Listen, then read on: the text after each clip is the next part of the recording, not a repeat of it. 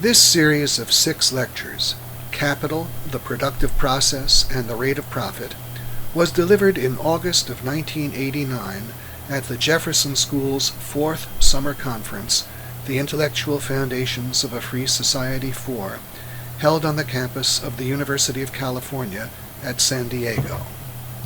In following these lectures, it will be helpful to have available the 2 lecture supplements, which are referred to from time to time in the lectures. If you are listening to this series as part of my full program, the supplements can be found on the CD labeled Lecture Supplements. They have the same name as the lecture series.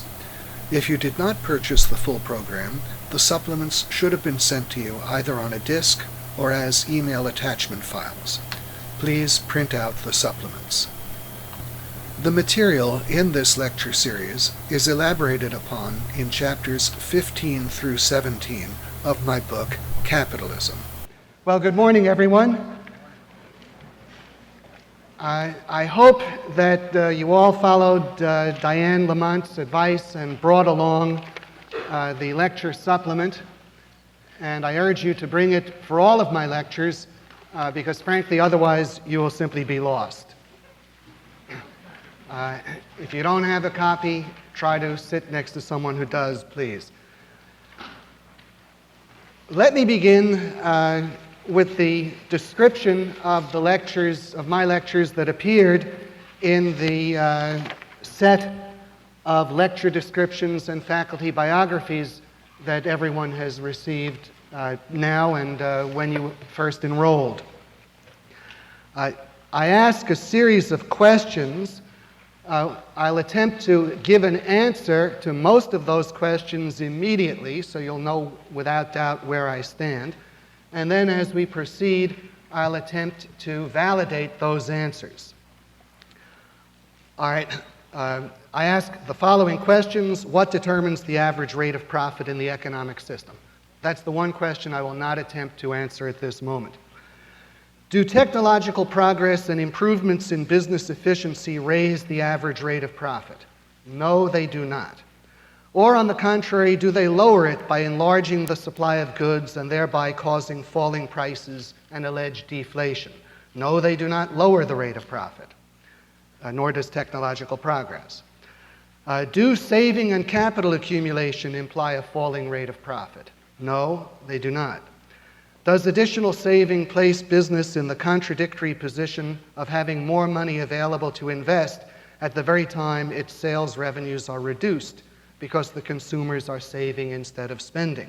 No, business is not placed in any contradictory position. Can there be such a thing as too much of an increase in production or too much saving? Again, no, both times. And I will attempt to prove why not as we proceed.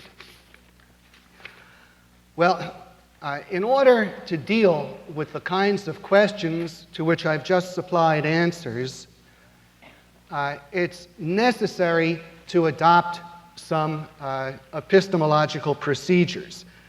And this is why I've decided to begin with what I describe as a methodological epistemological introduction.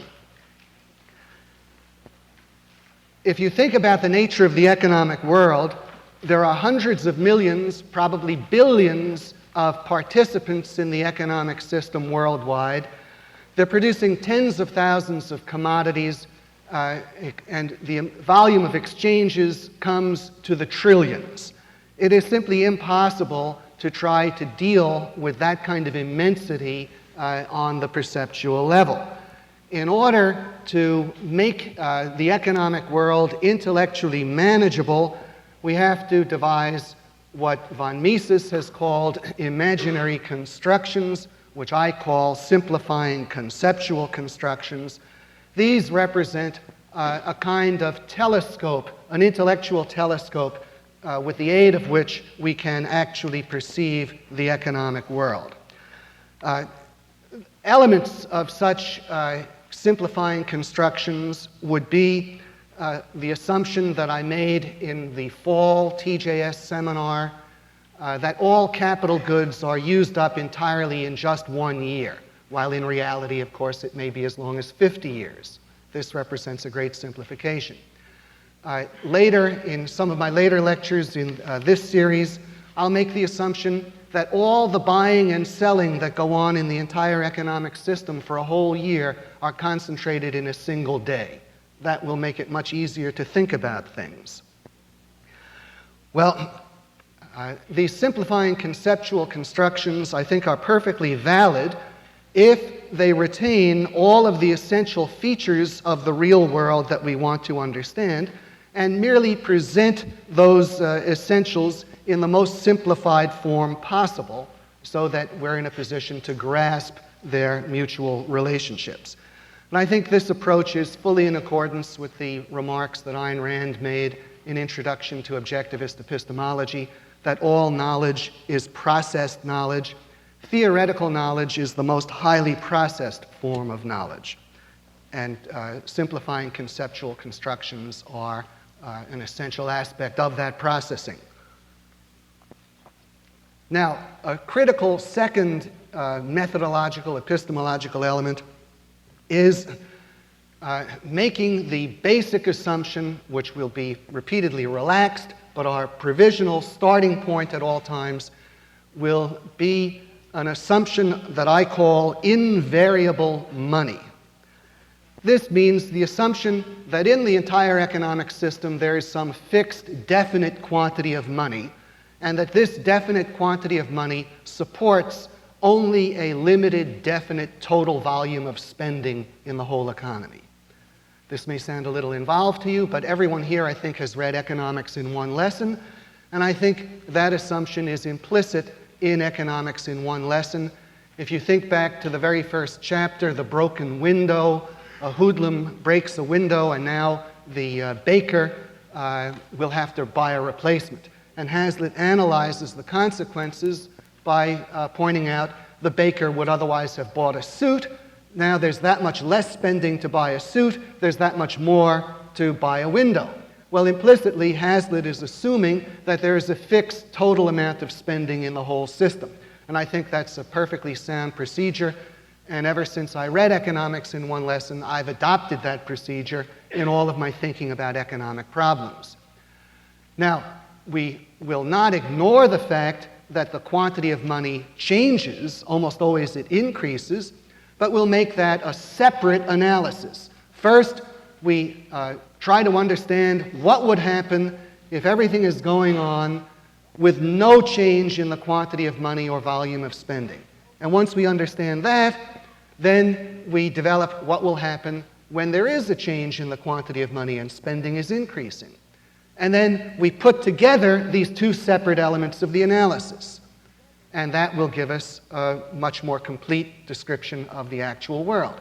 And this is the procedure of physics, for example. When a physicist or engineer describes the motion of a boat, they're considering first what is the velocity provided by the engine.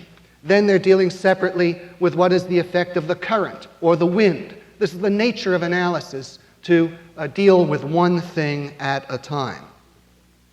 And holding money constant is the essential element that we want to put on the side. We want to look at how things work under a fixed quantity of money and fixed volume of spending. That will be very important. Now, a third element, which I want to give the greatest stress to, is the fact that in all of our reasoning, in economics especially, or everywhere, but economics is most in need of being reminded of this, we have to adhere rigorously to an Aristotelian concept of entities. Now, I will try to show that an Aristotelian concept of entities, by which I think you all understand, each thing is simply what it is. A is A. That's all it is. It is nothing more. You might wonder who could dispute this? How is it controversial? There are philosophers who say, well, this is so self-evident it doesn't even need to be stated. What else could A be but A? Well, we are going to see what many, many people believe A can be beyond A. And I think the prevailing formula in contemporary economics, much above all in contemporary professional economics, but also to an enormously high degree among the people on the street, is an alternative logical formula that A is A plus. A thing is more than itself. Now, I'll give you an example. In economics, when I think that A is A, I mean, for instance, a loaf of bread is a loaf of bread. And that's all it is just a loaf of bread. A loaf of bread is not simultaneously a loaf of bread plus the flour from which it was made plus the wheat from which the flour was made. Yet that latter description is the description you'll find in all contemporary economics textbooks. And it is believed in one form or another by the great majority of people on the street. In one form or another, the great majority of people believe that when you buy a loaf of bread, in some sense you're buying more than the loaf of bread. You're paying for the flour and the wheat. You're paying the wages of the bakers and millers, and on and on. Well, I adhere to the proposition that the loaf of bread is simply and only a loaf of bread. Now, we want to explore, first of all, today, the questions: what do you produce when you produce it? What do you buy when you buy it? These are the two leading questions I want to begin with, and their significance will be enormous for the question of what is the role of consumer spending in the economic system versus what is the role of saving and productive spending, buying for the sake of subsequently selling. Consumer spending versus business spending. Contemporary economics is entirely consumer spending oriented.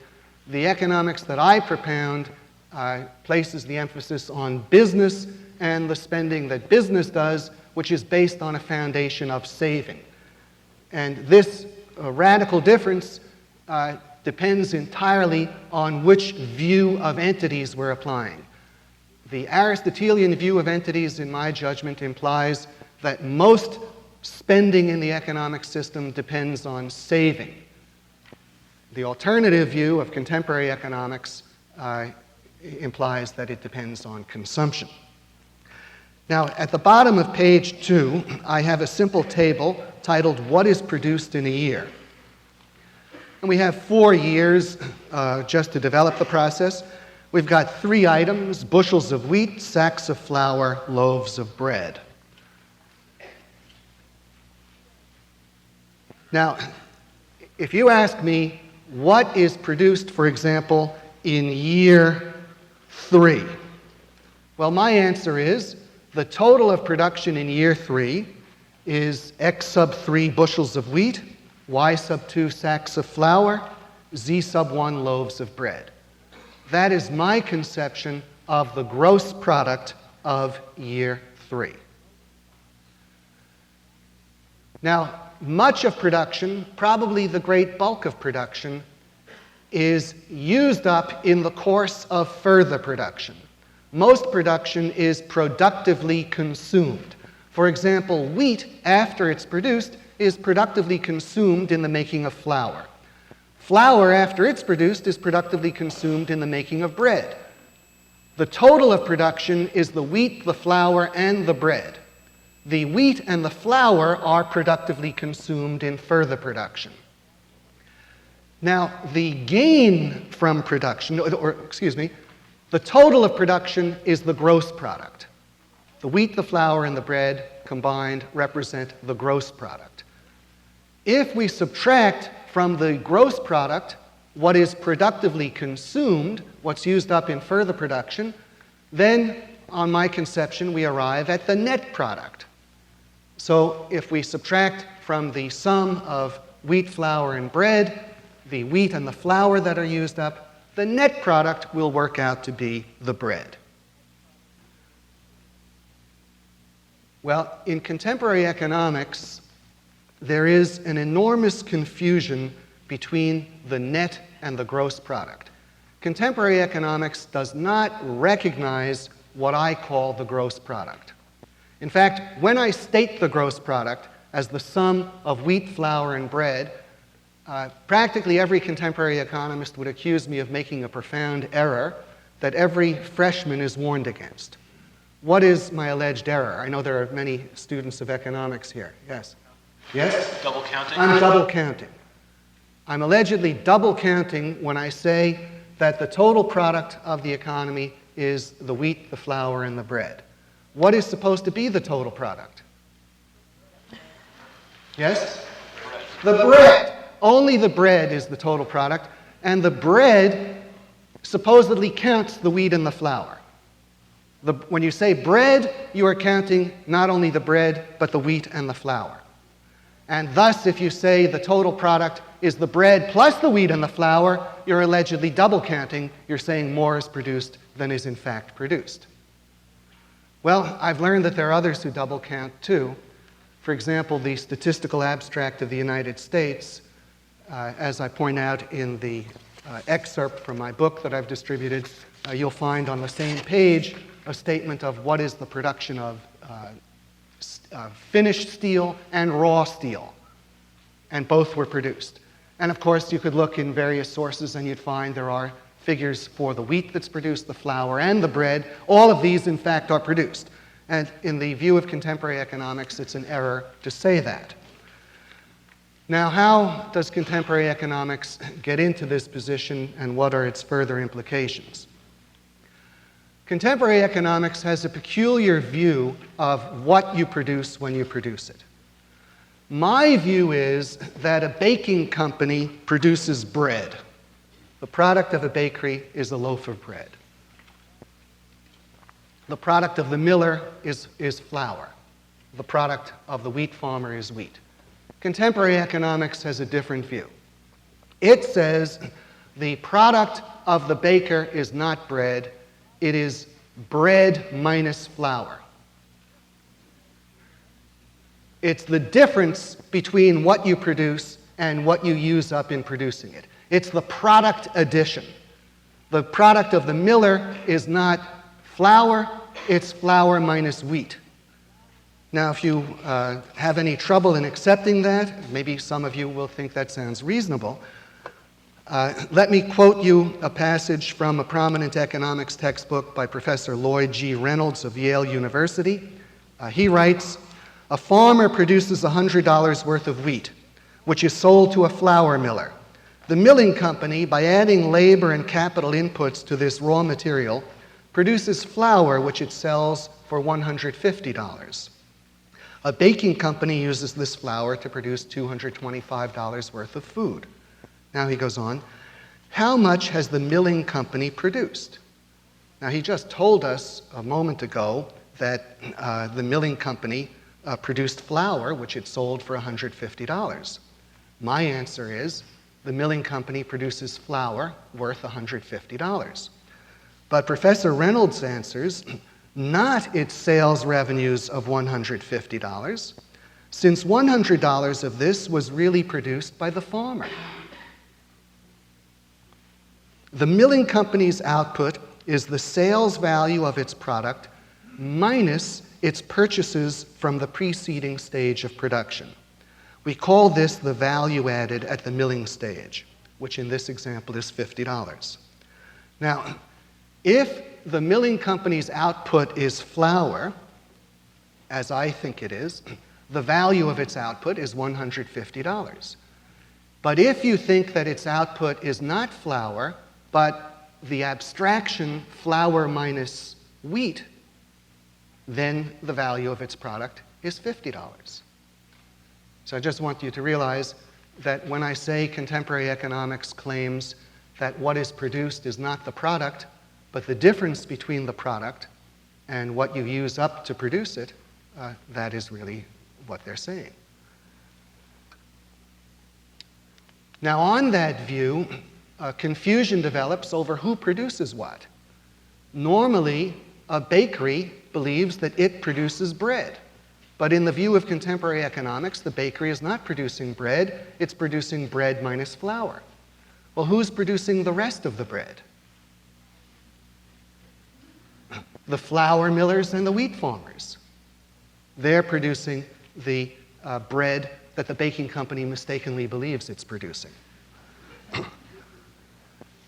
Now, on the basis of this view that what you produce is not your product, but the product addition, the net product, contemporary economics reaches the conclusion that the total product, the sum of all production, is the final product, the so-called final product, which in essence is consumer goods. And I illustrate this on page 3, following my table 1. Let's trace things out over a 3-year period. We have X1 bushels of wheat produced in year 1. All right, that's the product of the wheat farmer. We'll assume he doesn't use up anything. We don't want an infinite regress. We'll let the wheat farmer produce X1 bushels of wheat. But now, what is the flour miller supposed to produce in year 2 when he uses up the X1 bushels of wheat? He produces Y1 minus X1. And what does the baker produce? He produces Z1 minus Y1. Now, if we add up the 3 together, if we add up the farmer, the miller, and the baker, as I do on page 3, and we have X1, that's the output of the farmer, Y1 minus X1 is the output of the miller, allegedly, Z1 minus Y1 is the output of the baker, what's the total output? Just Z1. All production that is used up in further production becomes obliterated from production. If your view of production is that it's what you add rather than the entity you produce, then all the production of the economy that is used up in further production ends up not counted in production. It's obliterated. In the view of contemporary economics, the total of production is this final product, the bread. Now, this viewing of production as the product added at each stage, this supports a further confusion.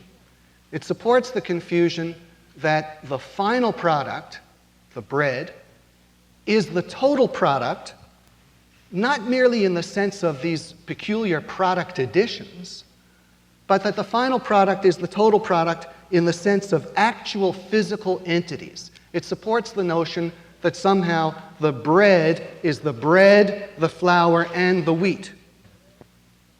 Now let's see how this is done.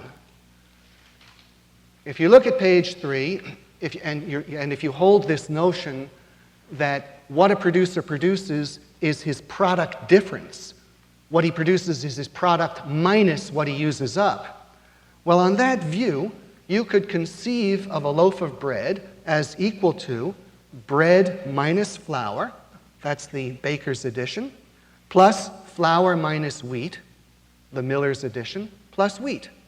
That's how you can think of a loaf of bread. You could say a loaf of bread is equal to the bread minus the flour, that's what the baker produced, plus the flour minus the wheat, that's what the miller produced, plus the wheat. And once you start thinking of things that way, then it becomes possible to get still further confused.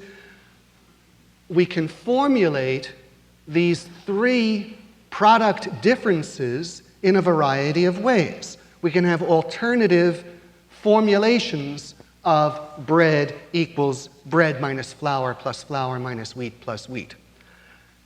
In formulation A, we can arrive at the obvious fact that bread equals bread.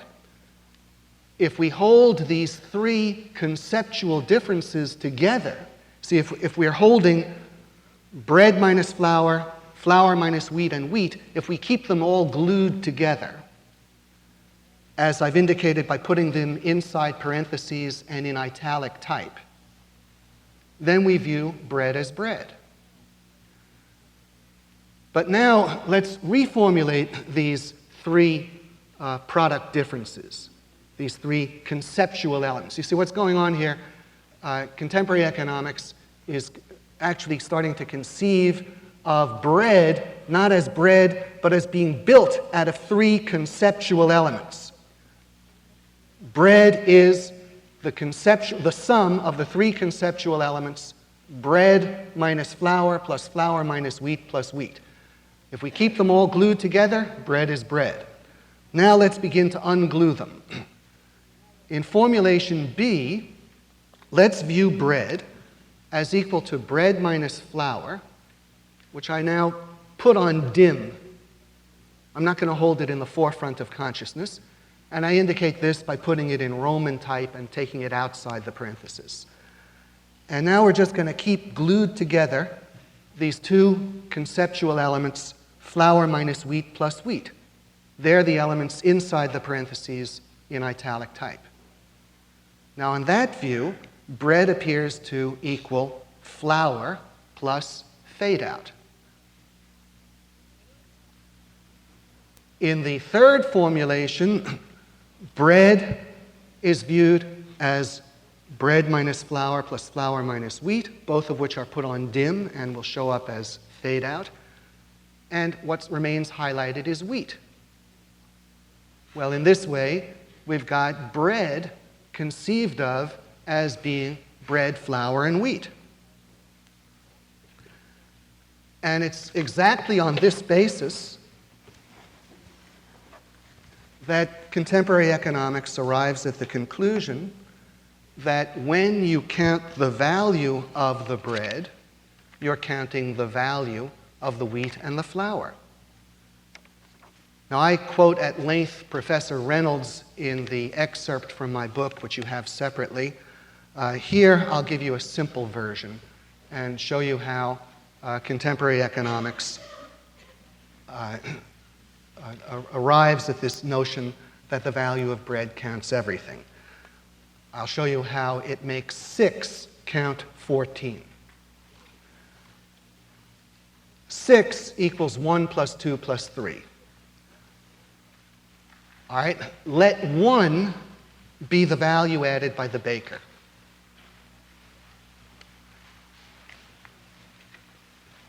No, this is still in the lecture supplement on page 4. The lecture supplement on page 4.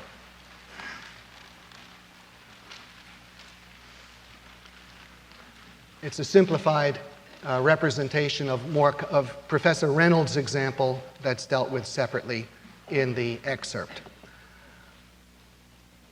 All right, 6 is equal to 1 plus 2 plus 3. We'll assume that 1 is the value added by the baker. 2 is the value added by the miller. 3 is the value added by the wheat farmer. The wheat farmer produces wheat, it's worth 3. The miller buys the wheat for 3. He produces flour. He sells the flour for 5. His value added is 2. The baker buys the flour for 5. He sells the bread for 6. His value added is 1. All right, well, 6 equals 1 plus 2 plus 3 combined in the parentheses. So 6, the value of the bread, counts the value of the bread. Now 6 is also equal to 1 standing outside the parentheses plus 2 plus 3 in the parentheses. 2 plus 3 represent the value of the flour. It's in that sense, according to contemporary economics, that the bread counts the flour. And finally, 6 is equal to 1 plus 2 standing outside the parentheses plus 3 in the parentheses. And it's in that sense that the bread counts the value of the wheat. Now, if we look at these equations from the point of view of sound mathematics, these 3 equations are all saying the same thing. They're all expressing the value of the bread in 3 different ways. And in reality, all we have expressed here is the value of the bread. But what contemporary economics does is it feels free to let go parts of the equation. It feels free to let go the 1 in equation B, whatever is standing outside the parentheses, let that float off, and then let the 1 plus 2 in equation C float off, and then it adds the 3. And in its view, the value of the bread, 6, somehow ends up counting the 6 plus the 5 plus the 3. The 6 counts 14. Now, properly, what we have to say about these equations is that 6 is equal to 1 plus 2 plus 3 inside parentheses, or, and I'd like to write the word or in letters as high as this room, or, alternatively, it equals 1 outside parentheses plus 2 plus 3 in the parentheses, or, as another formulation, it equals 1 plus 2 outside and 3 inside. What it does not equal is 1 plus 2 plus 3 inside plus 2 plus 3 inside plus 3 inside. But contemporary economics views the bread as equaling the 3. It views 6 as being 14. It is double counting the bread. Contemporary economics double counts. It views the bread as more than itself. It thinks the bread is not only the bread, but also flour and wheat. In reality, on any formulation, mathematically or logically, the bread is simply and only the bread. Now, I call the view of contemporary economics, I describe it as a Platonic Heraclitean view of entities. I call it Platonic because it views entities as being constructed out of conceptual elements. It regards a loaf of bread not as a loaf of bread, a simple thing out there independently of us, but as the sum of 3 conceptual elements: bread minus flour plus flour minus wheat plus wheat. That's the Platonic element, thinking that concepts are the stuff of which entities are made. The Heraclitean element is the creation of a kaleidoscopic flux on top of this, because we simply rearrange these conceptual elements in different orders and we come up with different entities. You add the 3 together, you keep the 3 conceptual elements glued together, bread is bread. Let one of them float apart, bread becomes flour. Let 2 of them float apart, bread becomes wheat. So bread is bread, flour, and wheat. Now, these confusions of contemporary economics are supported, as I've indicated, by ideas widely prevalent among the people in the street.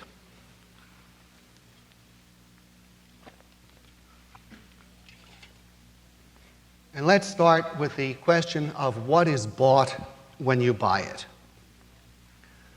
My view is that the buyers of goods do not buy the means of producing the goods they buy, nor the means of producing similar goods in the future, nor the products that may be produced from those goods. When you buy something, you buy simply and only that which you receive from the seller, period.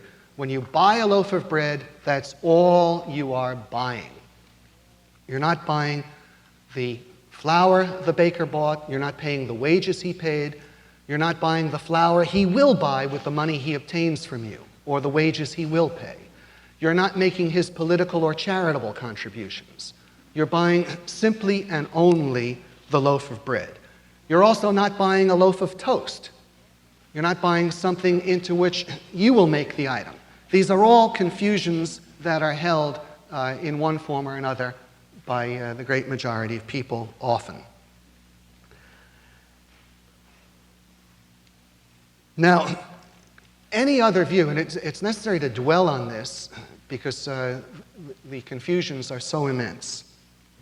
People have the idea that when you buy a loaf of bread, somehow you're buying the flour and the wheat, somehow you're paying for the labor. I want to go to great lengths to show you that you are not. And the best way to do it is by thinking of real situations in which you would buy these items. Imagine you're going shopping, you go down one aisle, you put a loaf of bread in your basket. You go down another aisle, you put a sack of flour in the basket. If they have a health food department, maybe you can also buy some wheat. And so now you go up to the checkout stand, they ring up 3 separate distinct items. This is a real, genuine purchase of bread, flour, and wheat. But if all that you buy is the loaf of bread, and that's all you pay for and that's all you walk out of the store with, that is all you have bought. Any idea that in buying the loaf of bread you've bought flour and wheat, this is a kind of shadow purchase. You don't get the flour and the wheat on top of the bread. All of them are in the same wrapper as the bread. You're just paying the one price, and best of all, it only has the same calories as the bread. You don't buy the flour or the wheat when you buy the bread any more than you eat the flour or the wheat. Now, there are people who think, yeah, but I am eating that flour. No, you are not. In reality, what it would mean to eat flour, open a bag of flour, try a spoonful. If that doesn't do it for you, try tractor parts.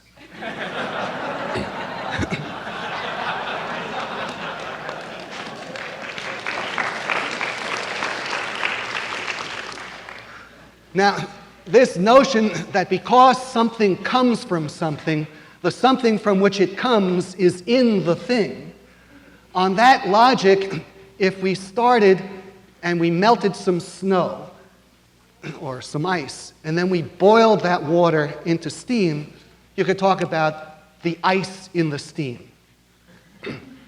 There's no more flour or wheat in the bread than there is ice in the steam. The fact that something comes from something does not retain that form of something in the new product. Now also let me point out that the very fact that the producers need capital is also a demonstration of the fact that the consumers are not buying the means of production.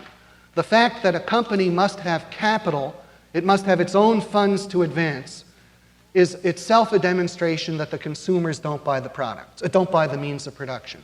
If the consumers were in fact paying the wages, buying the materials and machinery and so forth, business firms would not need capital. Tomorrow morning, I could decide to go into the steel business without any capital, and when my suppliers asked me to be paid, or my workers asked me to be paid, I would say, what do you mean? Haven't you read Professor Samuelson? It's the consumers who pay you. So bring your bills to them.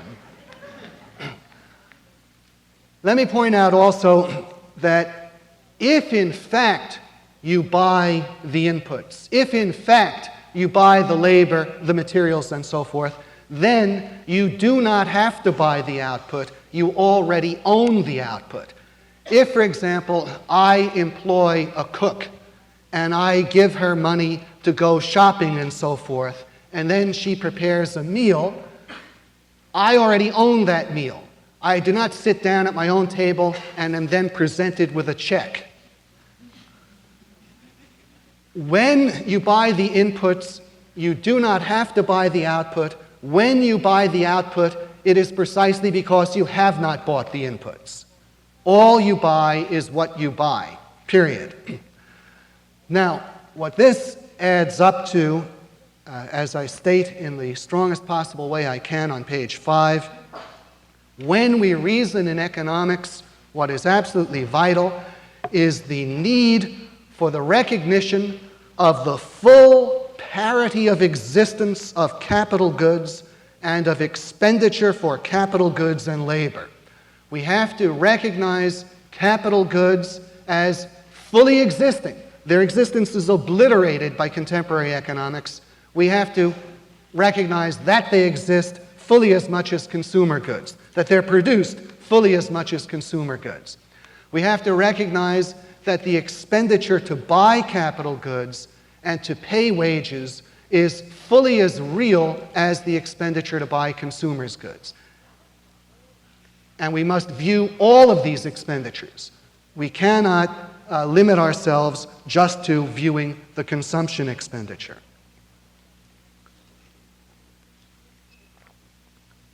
Now, I think the results that follow from this change are immense, and I think it will stand as a good illustration of the necessity of keeping in mind the proposition that A is A. This is the world's most profoundly non-trivial redundancy. It serves to stop us from tripping over our own conceptual knowledge. When you forget the importance of recognizing that entities are things out there on their own, they're not built out of our minds, then when you forget that, the very existence of our conceptual knowledge can serve to confuse us.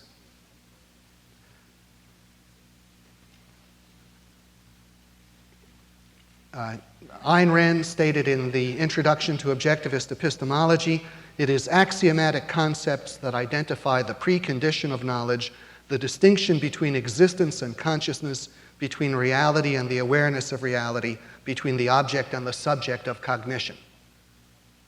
Well, we want to recognize a loaf of bread is out there. We don't make it inside our heads. And the fact that we know it's connected with flour and wheat doesn't mean that the flour and wheat are in the bread. Let me observe that classical economics was implicitly Aristotelian. The major difference between classical and contemporary economics, in my judgment, was the fact that, at least by implication, the classical economists were operating on an Aristotelian concept of entities.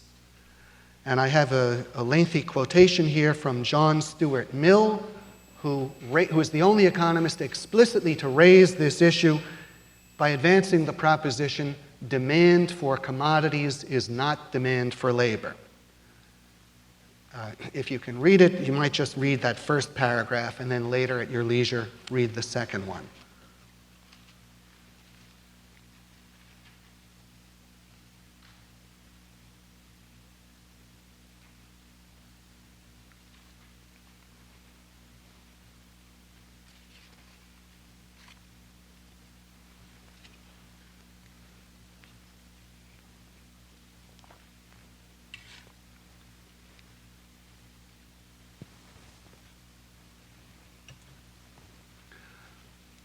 Well, I think Mill's proposition should be reformulated. Instead of in the negative, demand for commodities is not demand for labor, it should be wider and positive and simply be the demand for A is the demand for A, period. Now we're in a position to turn to the connection between what I describe as Aristotelian entities and the role of saving in spending.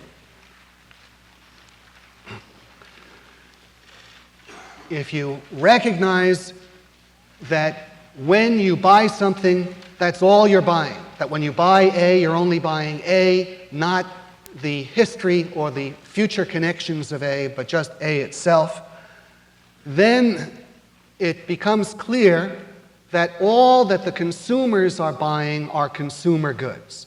The only thing that consumers buy in the economic system are consumer goods. If you buy a loaf of bread, that's all that you're buying. If you buy an automobile, that's all that you're buying. All other spending in the economic system is made by business firms.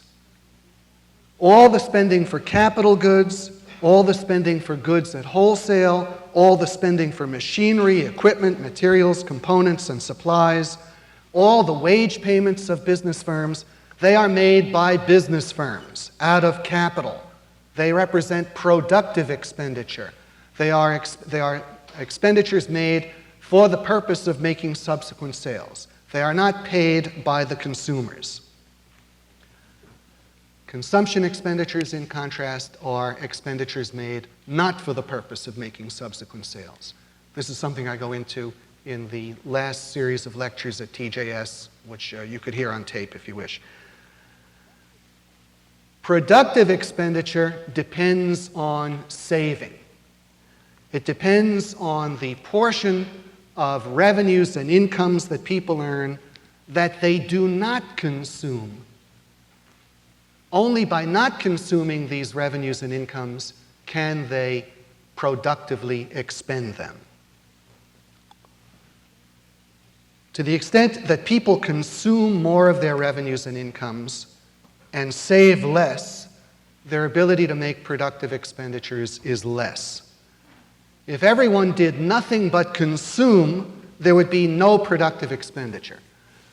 Now let's imagine you go somewhere to a nearby store, you spend $100 in buying consumers' goods.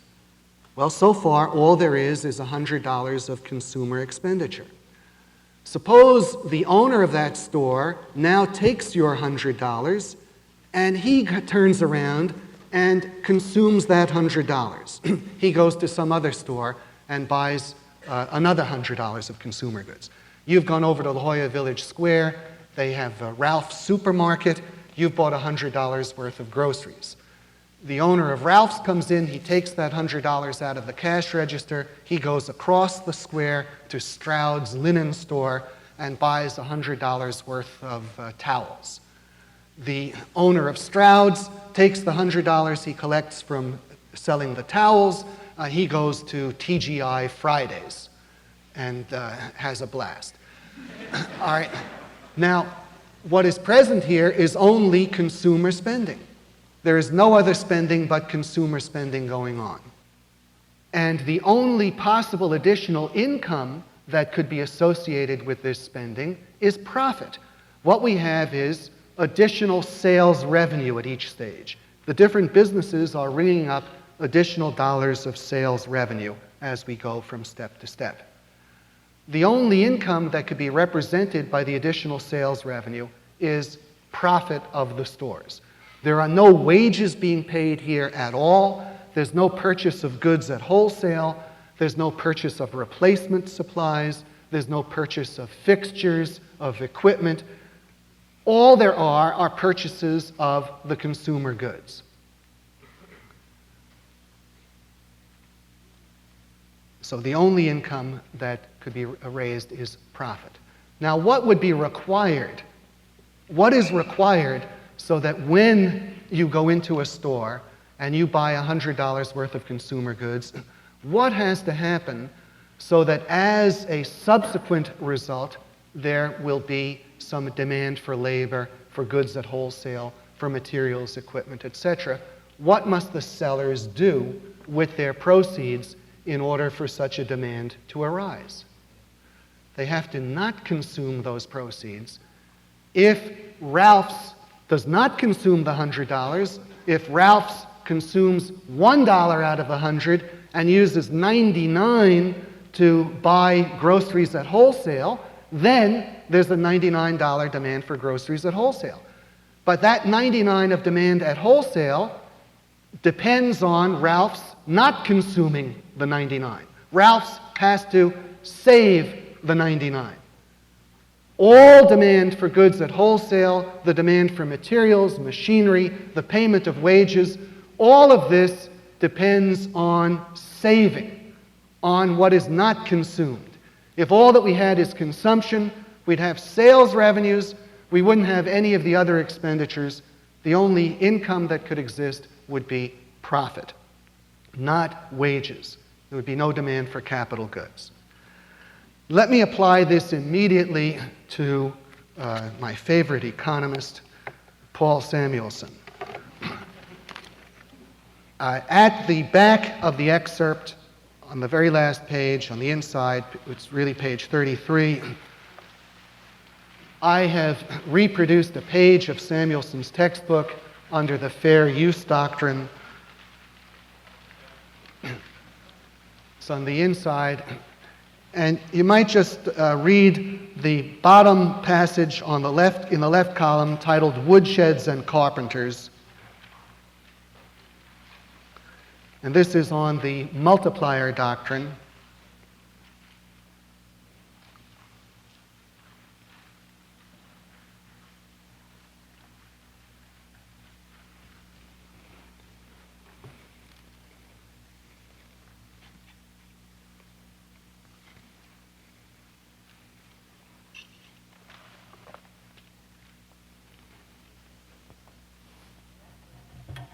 And also the final paragraph over on the right above his footnote.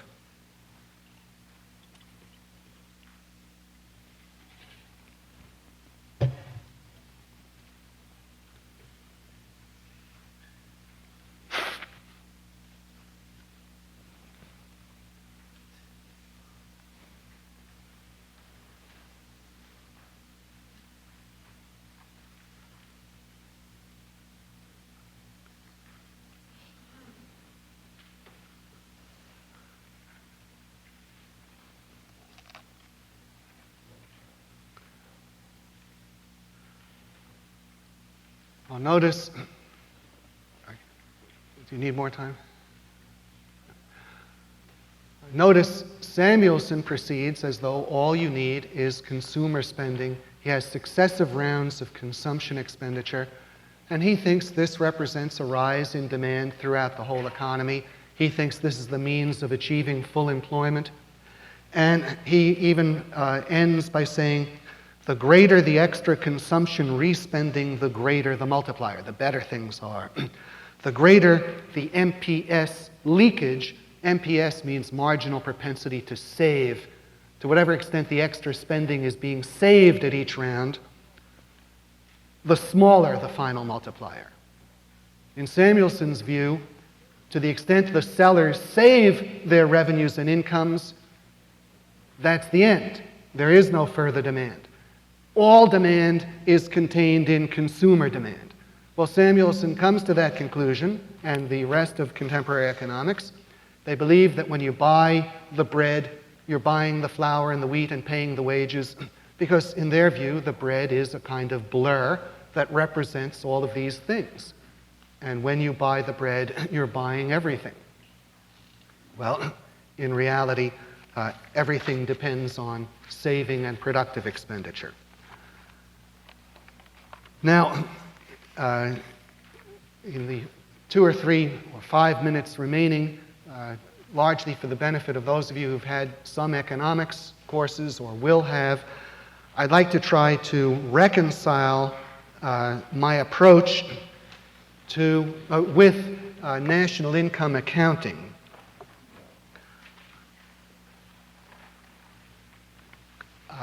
In contemporary economics, national income represents the sum basically of profit and wages. National income is profit and wages.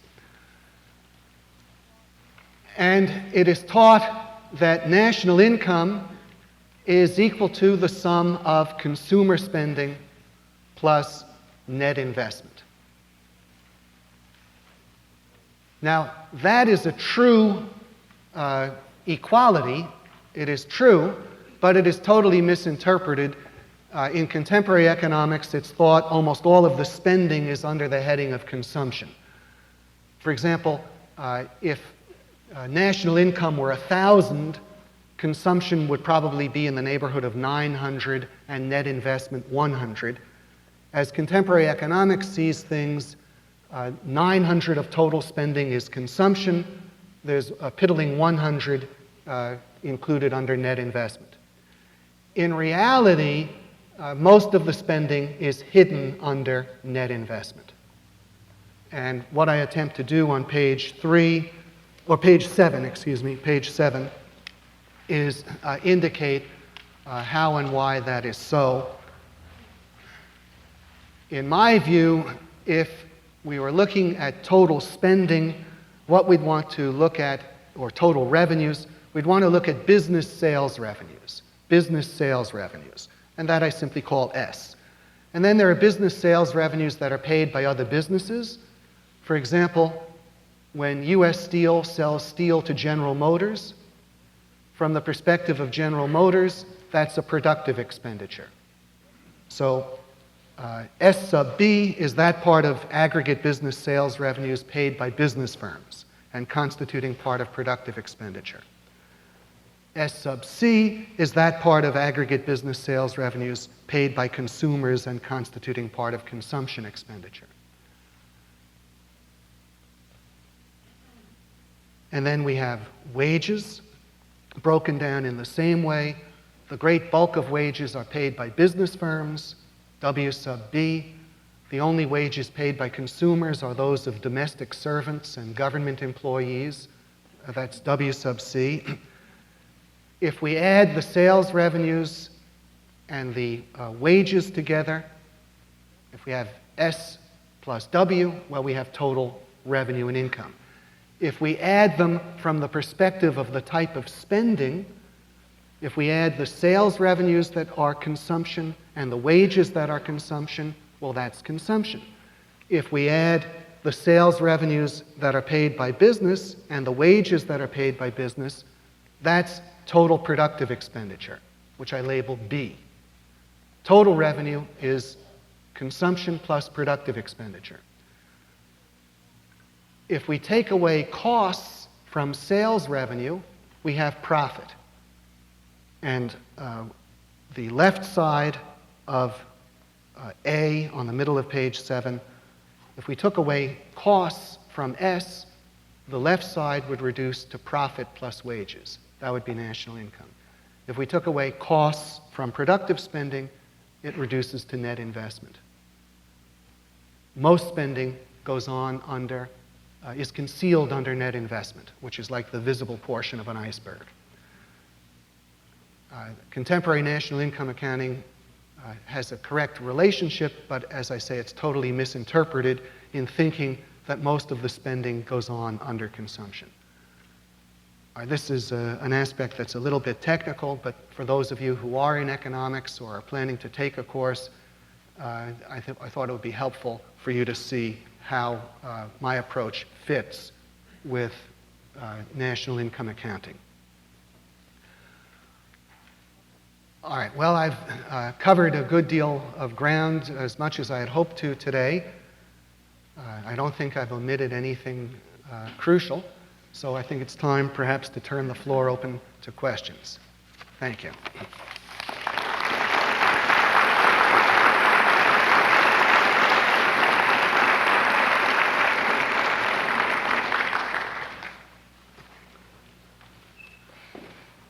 Mr. Coates?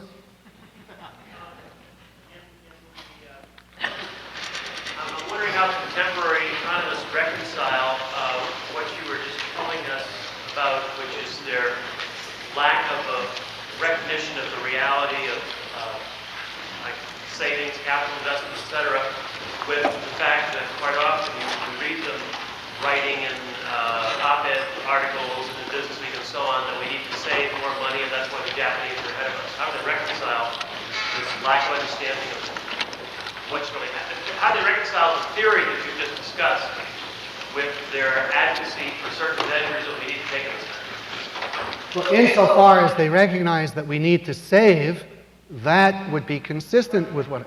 Pardon? Okay. The question is, how do I reconcile contemporary economists' statements about the need to save more? Japan is saving heavily, we're not saving so heavily, and many economists recognize this. Now, if you're asking how I reconcile that with their views, that's the difficulty. I have no problem reconciling that with my views, but from the point of view of their views, they have a problem. And even when they recognize the role of saving, and there are some economists who are quite good and who do appreciate the role of saving, they do not see it as importantly as the classical economists saw it. I'm sure that many of you own Henry Hazlitt's The Failure of the New Economics. All right, you might look up John Stuart Mill in the index. Hazlitt quotes a substantial portion of the passage from Mill that I've quoted. And in fact, that's how I became aware of that passage, reading it in Hazlitt.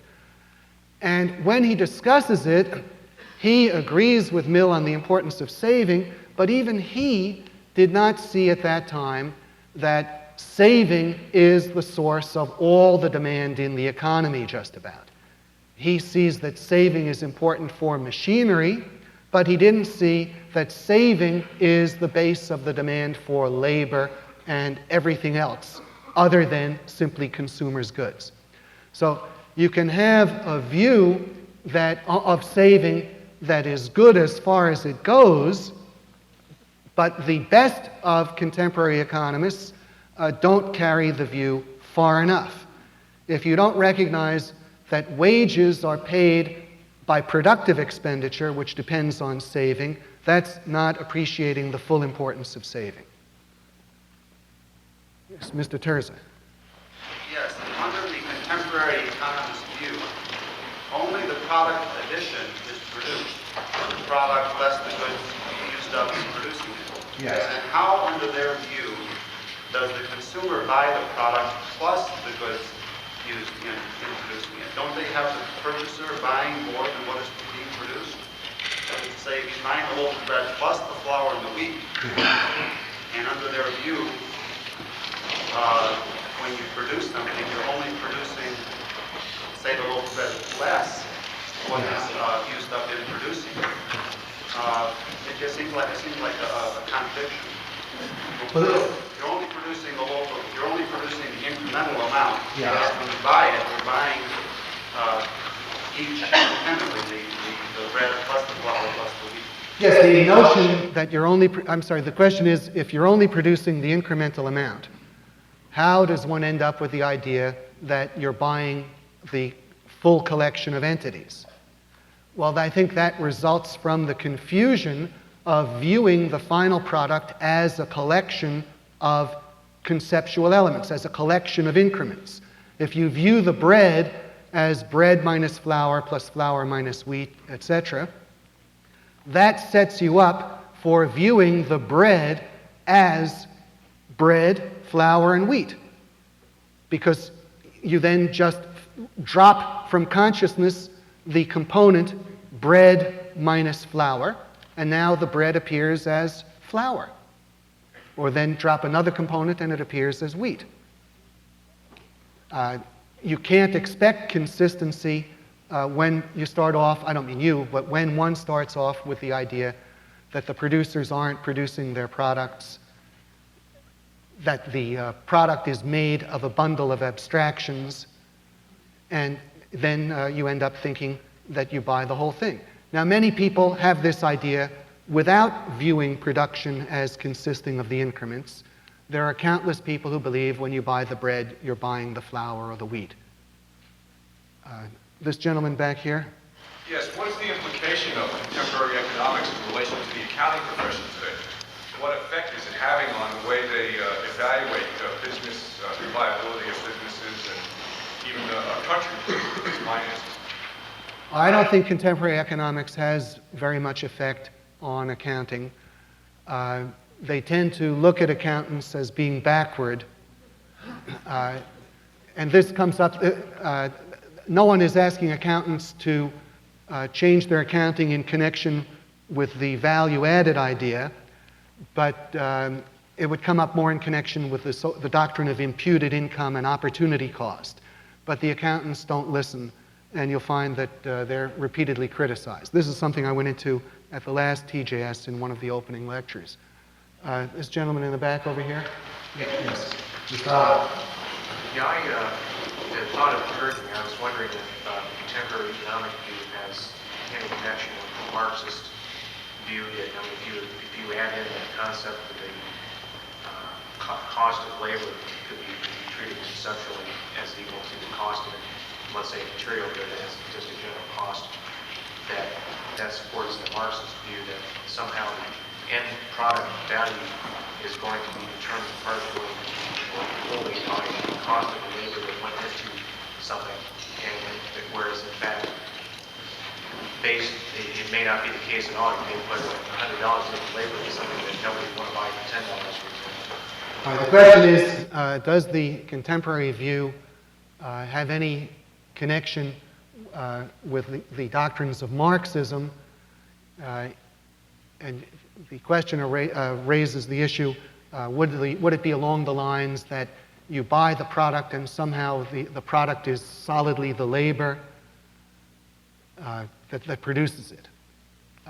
I don't think that's the connection. I think that viewing the consumers as buying more than they're buying, I think that notion makes Marxism possible in an important respect.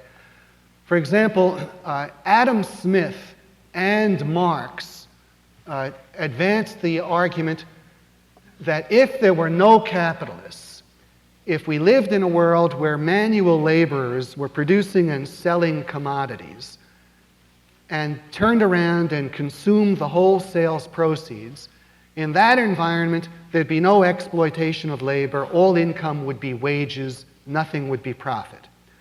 The reality is, if you recognize that all the consumers buy are consumers' goods, in those circumstances, all income would be profit, no income would be wages. This is a subject I dealt with in the last TJS conference, which is on tape and available from Second Renaissance Book Service. All the consumers buy are consumer goods. If there are no businessmen or capitalists, there are sales revenues from the consumer goods. There's no productive expenditure. There are no money costs of production. All the sales revenues represent profit. There's an indirect connection with Marxism. If you grasp that the consumers buy only what they buy, that's the end of Marxism. I was going to say, that wasn't quite the point I was making. No, I know you're coming at it from a different perspective, but I'm just answering you at the level of a connection to Marxism. In the back, the lady in the yellow top. Well, would there be a logical connection? I'm sorry? Would there be a logical connection with the economist saying that the consumer owns everything that went into production with a severing of the ownership rights of the producers? In other words, if the person who bought the loaf of bread owned the flour, the wheat, fertilizer, part of the tractor, would that then be part of their way of diluting the ownership of the manufacturers and the producers and saying that if you are a consumer, you have bought part of the producer economy? I'm not quite sure I understand your point. You're saying, are they viewing the consumer as owning the means of production? Right. They're viewing the consumer as buying the means of production. Now, in reality, if the consumer were the owner, he wouldn't buy them. Now, they do view the consumer as buying the means of production. They view the consumer as buying the means that have been used in the past to make what you buy today, the means that will be purchased in the future to make similar consumer goods then. They view consumers as financing research and development outlays, as paying for advertising, as supporting political contributions. There's a confusion. You take any two things that are causally connected or stand in a sequence, and they can be run together as part of one package. Yes, Mr. Hattab. What if they wanted to revise that and say you're not buying the means of production, but you're actually employing it as a rentor? Well, I mean, you're employing it as a rentor? Yes, you're renting the means of production, the tractor, the farmer's land, the baker's ovens, and you're paying them, returning the rent to them in the form of their profit. Is that a modified thing that you would accept? The question is, what if they reformulated the view to say instead of buying, you were renting? I would say that's exactly the same position. To rent something is to buy the use of a thing. Now,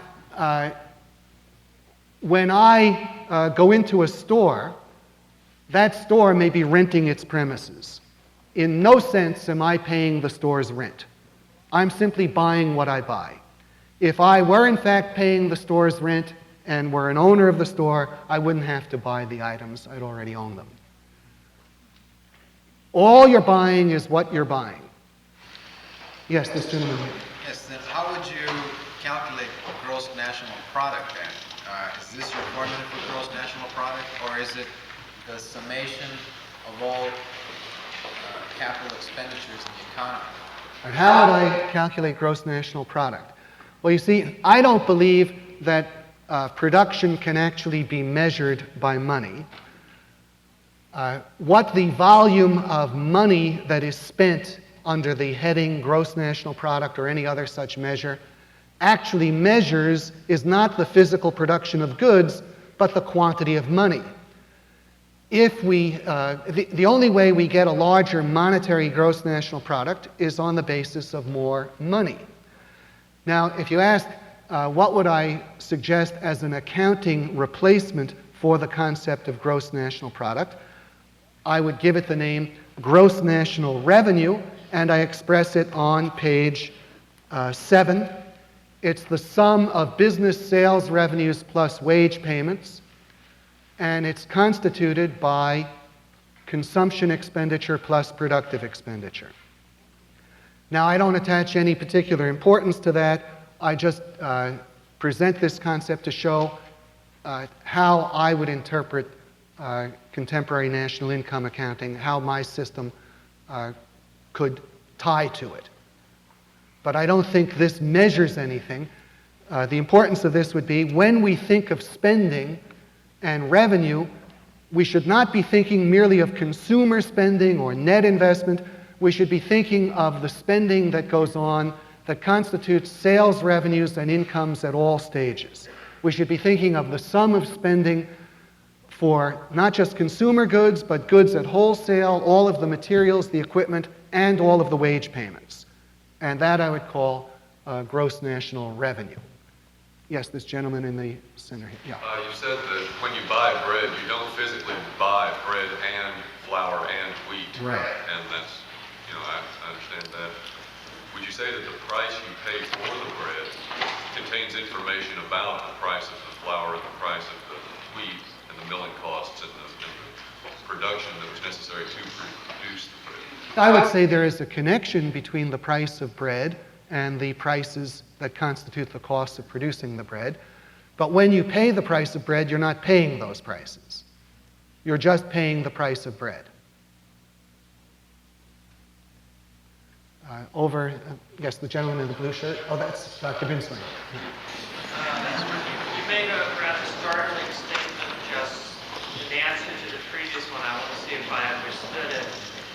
You said that the gross national product measures the monetary relationship, not the production.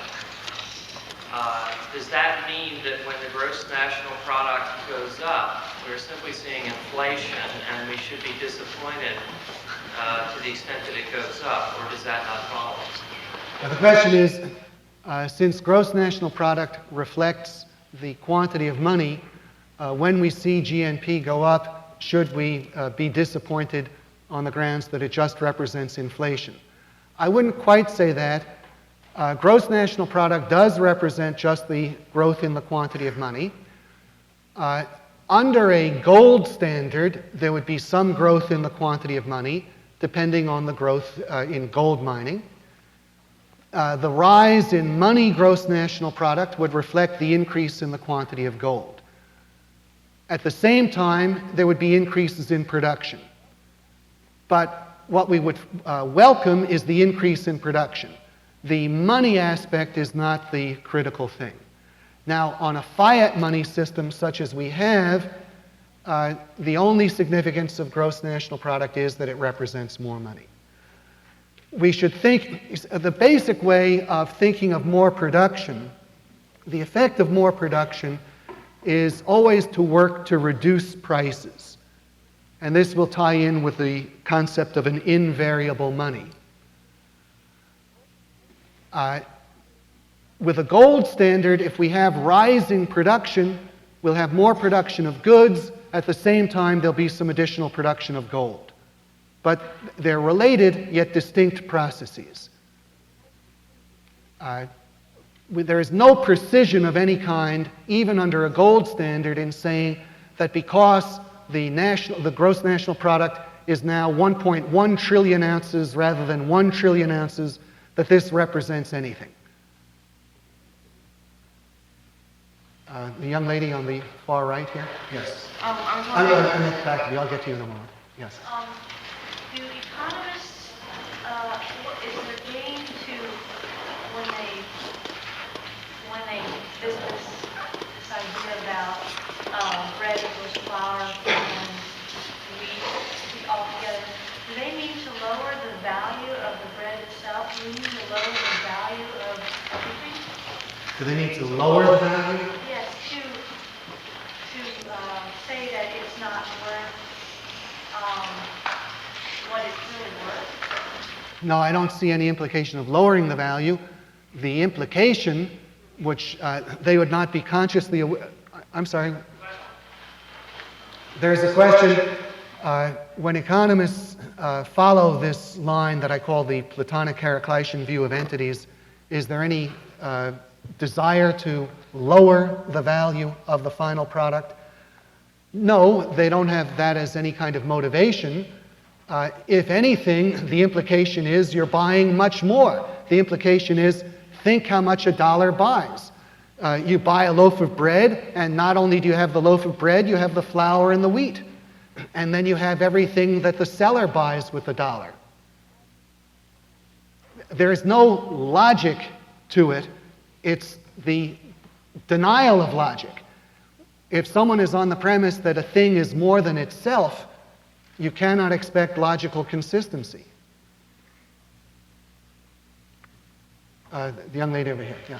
I was wondering, when they determine the actual price to charge the consumer, do they break it down into the bread, flour, and the wheat, and add those prices together? The question is, when they decide the price to charge the consumer, do they break it down into the flour and the wheat and add those together? Who? Strange systems you were explaining. Well, they don't charge prices for bread. Well, when they're determining the system of how to price things. They don't determine the system of how to price things. Things are priced in the market. In their view, when you pay the market price of something, you are somehow not only buying the thing you're buying, but the whole banana that stands behind it. See, this is an issue of how one understands what goes on in the market. They're not in a position to determine the market, but it's their conception of what is happening. The baking companies are producing bread. The buyers of bread are buying bread. That's the reality. But economists attempting to understand all of this are confused to the point of believing that the baking companies are not producing bread, they're producing bread minus flour, that the millers are producing part of the bread that the bakers don't produce, that the buyers are buying not just the bread, but the flour and everything else. It's a confusion of the thought of those who are trying to understand. Mr. Altenberg. Is there a proposition in contemporary economics that would be the equivalent of the end product produced by a productive process is qualitatively and quantitatively different from the sum of its parts? You might come across that. Stem the Heraclean River a little? I really don't know. But the Heraclean River is there. That is the essential thing. The gentleman in the far back, Mr. Dunn. Is it feasible to have any generalized index of production as opposed to the index of revenue that you mentioned? We now get a gross national product figure, but is there any way to have an index of productivity generalized as opposed to rail car loadings or tons of steel or whatever? Is there any way to have an index of production apart from a monetary index of gross national product? You could have some kind of index, but the point is it's a mistake to think that any measure, even if we recognize that more money just comes from more money, no measure can be precise, and the reality of it is we could say there has been a modest increase in production, a significant increase, a large increase, a very large increase, an enormous increase. That we're able to do in a practical way by looking at what is the standard of living, what is being produced, but it is really not possible to say with any legitimacy production in the last month is up 0.1%, or to adjust monetary statistics by means of a price index. This is a fictitious idea of precision. And I say a bit about this in the excerpt that I've given you from the draft of my book called money not a measure of GNP? And I go into the problem of price indices. This gentleman over here. The contemporary view seems so fantastic. What they're saying is that when you pay $6 for a loaf of bread, you're actually getting $14 worth of commodities. Is that what it comes down to? Now, do they say, the question is, do contemporary economists say, when you spend $6 in buying bread, are you taking home $14 worth of goods? No, they don't go that far. They're not in an asylum.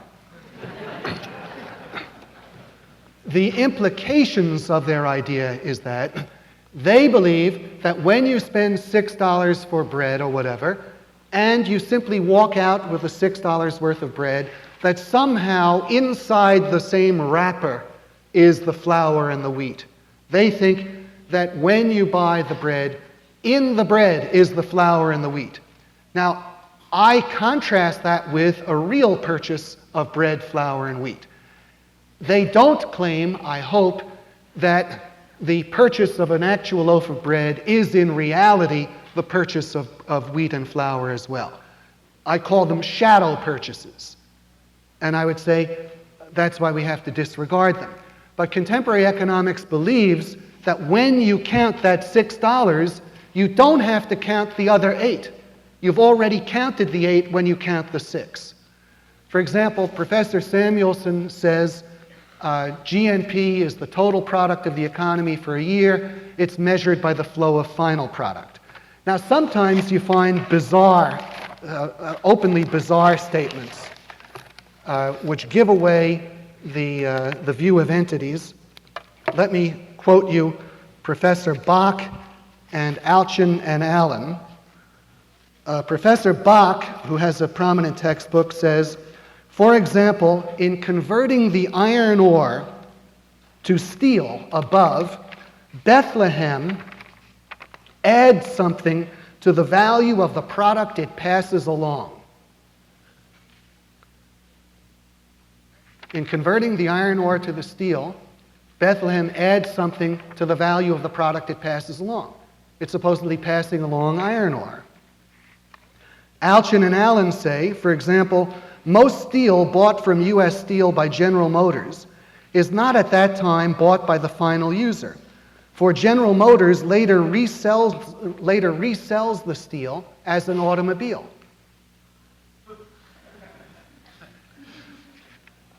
Now, their view is the final product is itself and everything else. An automobile is the automobile, the steel sheet, and the iron ore. The bread, flour, and wheat. The final product is everything. They're in a position where if my assignment to myself was count the audience in this room, and then somehow I came to the conclusion that all I had to do was count the people in the first row, and that each person in the first row counted all the rows behind him, that they all blended into him. And therefore, I'd be committing an error if I went out to count the entire audience. That's the position they're in. You see, here I am. I want to conceive the economic world. I want to look at the economic world. I have to have a conception of how big is it? What is it? Contemporary economics thinks that the totality of the economic world is contained in the front row. It's contained in the consumer goods. And that it is therefore a positive error, the error of double counting, to look beyond the first row and count that in addition. My view is total spending has to count the spending to buy the automobile, plus the spending to buy the steel, plus the spending to buy the iron ore. The total production is the production of the automobiles, the steel, and the iron ore, and similarly with bread. And a proper view of economics should look at it all. Contemporary economics says that's an error. It's the error of double counting. Everything is counted when we count the production of the consumer goods and when we buy the consumer goods. Contemporary economics is an economics of consumption. Yes, this gentleman in the blue shirt. But if nobody pays any attention to these people, you say the accountants don't pay any attention to them, the farmers pay no attention, the bakers pay no attention, the millers, what harm is this I haven't said that nobody, the question is, what harm does this do if nobody pays attention? I've said that the accountants don't pay attention. The farmers and millers are going about their business without paying attention. But who does pay attention? Economic policymakers pay attention. And it's on the basis of this view that contemporary economics has been able for generations to totally shunt saving aside. If you look at that quotation from Samuelson, in Samuelson's view, to the extent that people save, they're aborting the income stream. That all that counts for spending and employment is consumption. Now, on that view, you have economic policy developed which is very hostile to saving. Now, what are the consequences? The consequences are turning the United States economy from the world's most rapidly progressing economy to into a stagnant or declining economy. That's the major consequence. Then there are further consequences. I shouldn't even say that's the major consequence. That's a very important consequence. The major consequences are in preventing a clear conception of what goes on in the economic world. See, it makes an enormous difference if there are people who are trying to study the economic world who think that an automobile is a pile of iron ore. That when we drive an automobile, we're in some sense driving the iron ore or the steel sheet. Because then they cannot think about the economic world properly. This sort of view allows Marxism to pass without the kind of challenge it should have. It allows all kinds of errors to exist about the issues that I raised in the description of my lectures. I'm trying to sweep this wrong view out of the way. I've indicated my own view, and tomorrow we'll go into my view further, and we'll see what the implications of an Aristotelian-based approach to economics are. Bill? Is there a connection here with the idea of value, and that value, as you and I would call about it, is subjective, and they're trying to make it an objective thing. They're trying to set value objectively, using an accounting method to support that false premise. You're saying, is there a problem that they are regarding value as objective when in fact it's subjective? No, I don't think that is the problem, and I don't believe that value is subjective in the sense that you mean it. You're raising further issues. Value is personal. It depends on personal context. If you're talking about marginal utility, the problem of contemporary economics, I would say, is they have a radically subjective view of value, a subjective view of entities. They're confusing ideas in their minds with physical entities out there in the world. Objectively, the baking company produces bread. Objectively, that's all you buy. It's an internal subjective mishmash to believe that what's being produced is a product addition, that what's being bought is a series of abstractions that can be added in different fashions to make different things. This will have to be the last question. We have to make way for the next speaker. The gentleman in the turquoise shirt. Regarding Samuelson's multiplier, what would Samuelson say if, after building the woodshed, the carpenter, instead of taking the $1,000 and spending $667, went out and instead spent $2,000? You'd have a very nice multiplier in that case, and I was wondering how Samuelson would respond to that. Well, he'd say then that's fine. He even has a case like that where you have a super multiplier. But let's even imagine that. Suppose you spend $1,000 to buy a woodshed. The seller is so happy he now spends $2,000 to buy a car. And the seller of the automobile spends $4,000 to buy a motorboat, and on and on. All right? You have a lot of demand for consumer goods here.